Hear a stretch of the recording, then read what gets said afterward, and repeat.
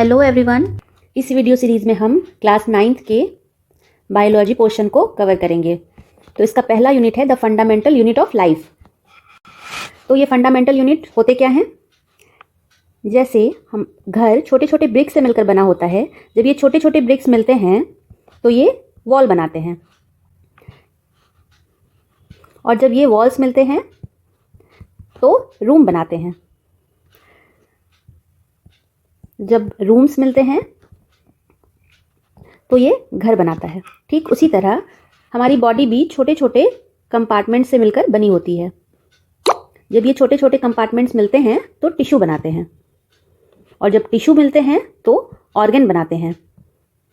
बहुत सारे ऑर्गन्स मिलके ऑर्गन सिस्टम बनाते हैं, और ऑर्गन सिस्टम ऑर्गेनिज्म को बनाता है।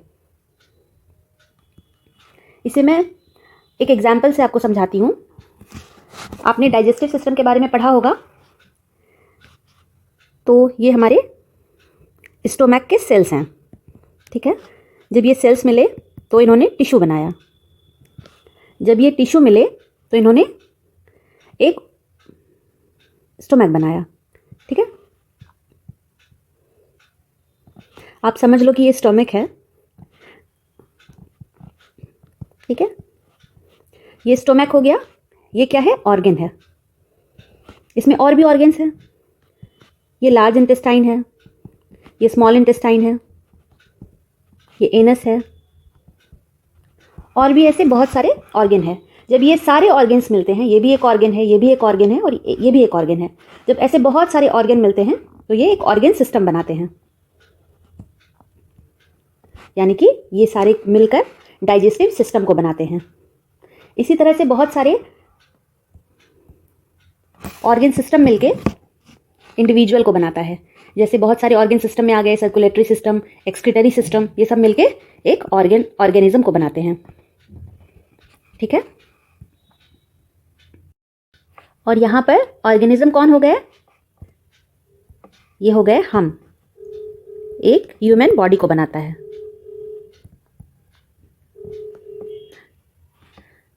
तो हम सेल को ऐसे डिफाइन कर सकते हैं कि cell is the basic structural and functional unit of life, ठीक है। सेल की डिस्कवरी कैसे हुई? सेल को सबसे पहले रॉबर्ट हुक ने डिस्कवर किया। 1665 में उन्होंने डेड सेल को डिस्कवर किया। उनके दिमाग में ये बात आई कि आखिर ये एक बड़ा सा पेड़ कैसे बना होता है। तो उन्होंने क्या किया, यहां से बार्क से एक स्लाइस लिया, पतली सी स्लाइस उन्होंने ली, और उसे माइक्रोस्कोप के अंदर ऑब्जर्व किया। और उन्होंने क्या देखा कि स्मॉल होल्स लाइक स्ट्रक्चर, ये छोटी छोटी संरचना उन्हें दिखाई दी, जो कि रिसेंबल करते थे हनीकॉम्ब से। उन्होंने ये छोटे छोटे जो कंपार्टमेंट होते हैं, उन्होंने इसको कहा सेल। सेल जो है एक लैटिन वर्ड है जिसका मतलब होता है ए लिटिल रूम। उसके बाद 1674 में एंटोन वॉन ल्यूवेनहुक आए। उन्होंने सबसे पहले लिविंग सेल को डिस्कवर किया। उन्होंने क्या किया, पॉन्ड वाटर लिया और उसे माइक्रोस्कोप के अंदर ऑब्जर्व किया और लिविंग सेल की डिस्कवरी की। इसे आप ऐसे याद रख सकते हैं, एल से लिविंग, एल से ल्यूवेनहुक, ठीक है। फिर 1831 में रॉबर्ट ब्राउन ने सबसे पहले न्यूक्लियस की खोज की। उन्होंने कहा कि सेल के अंदर एक पार्ट होता है जिसे न्यूक्लियस कहते हैं। इसे ही आगे हम देखेंगे कि इसे कैसे हम ब्रेन ऑफ द सेल कह सकते हैं। उसके बाद एक साइंटिस्ट थे पुरकिंजे। उन्होंने 1839 में सबसे पहले प्रोटोप्लाज्म की डिस्कवरी की। प्रोटोप्लाज्म क्या होते हैं? ये फ्लूइड सब्सटेंस है जो सेल में पाए जाते हैं। तो उसकी खोज किसने की? पुरकिंजे ने। पी से पुरकिंजे, पी से प्रोटोप्लाज्म, ठीक है। फिर 1839 में और 1838 में और 1839 में स्वीडन एंड स्वान नाम के दो वैज्ञानिक थे। उन्होंने सेल थ्योरी दिया। सेल थ्योरी क्या कहता है? All living things are composed of one or more sales, ठीक है। अब उन्हीं के आइडिया को एक साइंटिस्ट थे रुडोल्फ वर्चो, उन्होंने 1855 में उन्हीं के आइडिया को एक्सटेंड किया और उन्होंने कहा कि all cells are arises from pre existing cell. वो एक जर्मन वैज्ञानिक थे। उन्होंने अपनी भाषा में कहा ओमिनिस सेलुला ई सेलुला, जिसका अर्थ होता है all the cells are arises from pre existing cell. उससे पहले हमें यह नहीं पता था कि सेल कैसे बनते हैं। स्वीडन और सॉन ने यह कहा कि सेल जो होते हैं, सारे ऑर्गेनिज्म जो होते हैं सेल से मिलकर बने होते हैं, पर उन्होंने ये नहीं कहा कि ये सेल कैसे बनते हैं। तब तक ये धारणा थी कि सेल जो है स्पॉन्टेनियसली बनते हैं।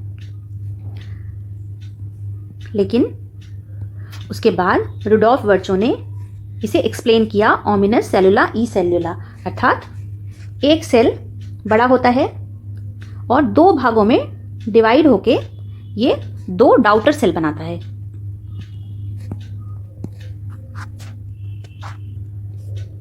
उसके बाद 1940 में 1940 में इलेक्ट्रॉन माइक्रोस्कोप की डिस्कवरी के बाद यह पॉसिबल हो पाया कि हम ऑब्जर्व करें और समझें सेल के कॉम्प्लेक्स स्ट्रक्चर को।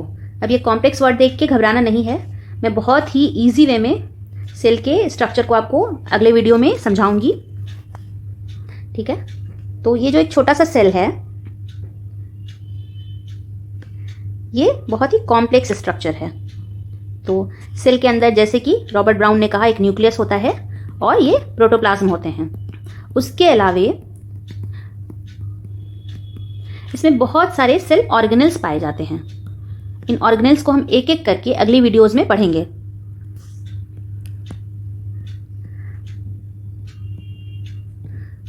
तो the invention of magnifying lenses lead to the discovery of microscopic world, ठीक है। माइक्रोस्कोप की डिस्कवरी के बाद एक नए माइक्रोस्कोपिक वर्ल्ड की डिस्कवरी हो गई, जिससे पता चला कि सेल जो होते हैं ये यूनिसेलुलर भी हो सकते हैं और मल्टी सेलुलर भी हो सकते हैं। तो on the basis of their cell the organism can be unicellular और मल्टी सेलुलर। वो अगर एक सेल के बने होते हैं तो वो यूनिसेलुलर कहलाते हैं, जैसे कि क्लेमाइडोमोनास, पैरामीशियम और बैक्टीरिया। वो मल्टी सेलुलर भी हो सकते हैं, मोर देन वन सेल के भी बने हो सकते हैं, जिसका एग्जाम्पल है ह्यूमन, प्लांट्स एंड एनिमल्स। अब सेल के शेप एंड साइज की बात करते हैं। तो the shape and size of the cell is related to the specific function they perform, मतलब वो जैसा काम करेंगे उनका शेप और साइज वैसा ही होगा।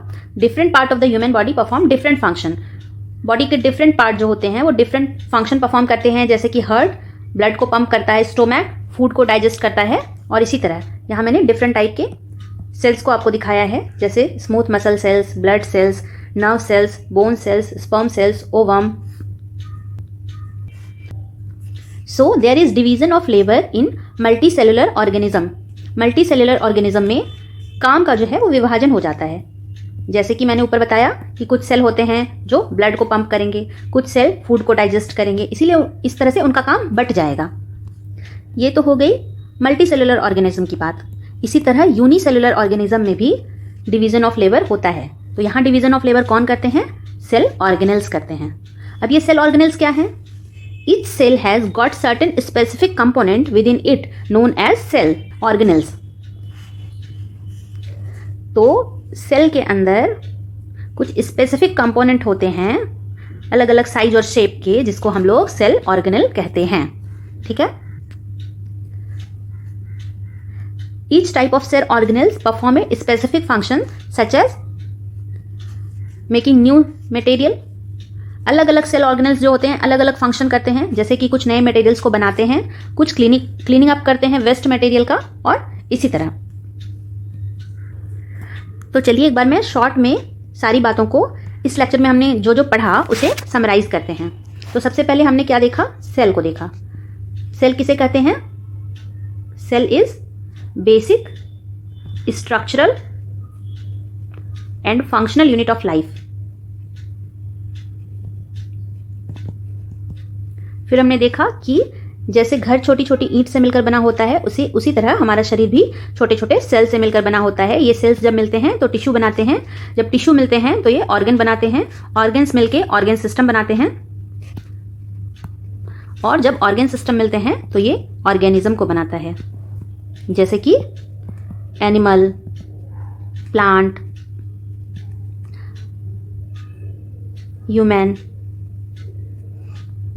ठीक है। फिर हमने देखा कि इसकी डिस्कवरी कैसे हुई।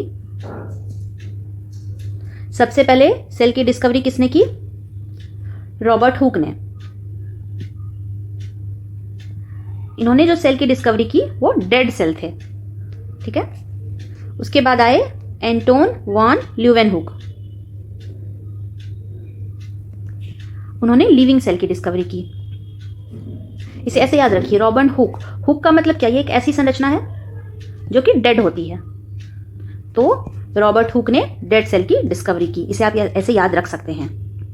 Anton von Leeuwenhoek, L for living, L for Leeuwenhoek. Leeuwenhoek के बाद एक साइंटिस्ट आए पुरकिंजे। उन्होंने प्रोटोप्लाज्म की खोज की। पी से प्रोटोप्लाज्म, पी से पुरकिंजे। और एक साइंटिस्ट थे रॉबर्ट ब्राउन। उन्होंने न्यूक्लियस की खोज की। उन्होंने कहा सेल के अंदर न्यूक्लियस होता है। स्वीडन एंड स्वान, इन्होंने सेल थ्योरी दिया। सेल थ्योरी के अनुसार हमारा शरीर जो है, कोई भी ऑर्गेनिज्म जो है, जो लिविंग है, वो सेल से मिलकर बना होता है। ठीक है।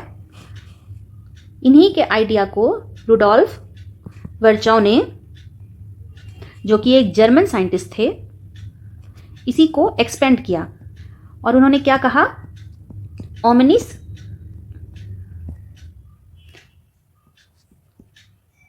ओमनिस सेलुला ई सेलुला, जिसका मतलब होता है all the cells arises from pre existing cell. मतलब जितने भी सेल होते हैं वो डिवाइड होते हैं और दो डाउटर सेल को बनाते हैं। और फिर 1940 में इलेक्ट्रॉन माइक्रोस्कोप की डिस्कवरी हुई, जिसके बाद एक नए ही माइक्रोस्कोपिक वर्ल्ड की खोज हो गई। फिर हमने एक सेल के कॉम्प्लेक्स स्ट्रक्चर को जाना कि एक सेल जो होता है ये कितना ही कॉम्प्लेक्स है। इसमें बहुत सारे ऑर्गेनेल्स पाए जाते हैं जो कि डिफरेंट फंक्शन करते हैं। ठीक है। और मैंने बताया कि आगे के लेक्चर्स में हम एक एक ऑर्गेनेल्स को डिटेल में पढ़ेंगे। ऑर्गेनिज्म जो होते हैं वो यूनिसेलुलर भी हो सकते हैं और मल्टी सेलुलर भी हो सकते हैं। जो सिर्फ एक सेल से बने होते हैं उन्हें यूनिसेलुलर कहते हैं, जैसे बैक्टीरिया, पारामीशियम और क्लेमाइडोमोनास। और मल्टी सेलुलर भी हो सकते हैं, जैसे कि प्लांट, एनिमल या फिर ह्यूमन, जैसे हम लोग। फिर हमने शेप और साइज को देखा कि सेल के डिफरेंट शेप और साइज होते हैं। ये शेप और साइज डिपेंड करते हैं कि ये कैसा फंक्शन परफॉर्म कर रहे हैं। ठीक है। अब अगली क्लास में हम लोग डिटेल में सेल ऑर्गेनेल्स के बारे में पढ़ेंगे, कंपोनेंट देखेंगे सेल के क्या क्या होते हैं। ठीक है। तो अब इस क्लास के बाद आई होप आप इन दो क्वेश्चंस का आंसर देने में सक्षम होंगे। Who discovered cell? सेल की डिस्कवरी किसने की एंड हाउ? बताइए। तो सेल की डिस्कवरी सबसे पहले किसने की? रॉबर्ट हुक ने, कॉर्क सेल में, जो कि एक डेड सेल था। दूसरा क्वेश्चन है why is the cell called the structural and functional unit of life? Cell को स्ट्रक्चरल और फंक्शनल यूनिट क्यों कहते हैं? तो चलिए इसके बारे में आप सोचिए और मुझे कमेंट करके बताइए। ओके, तो पढ़ते रहिए, सीखते रहिए। Thank you.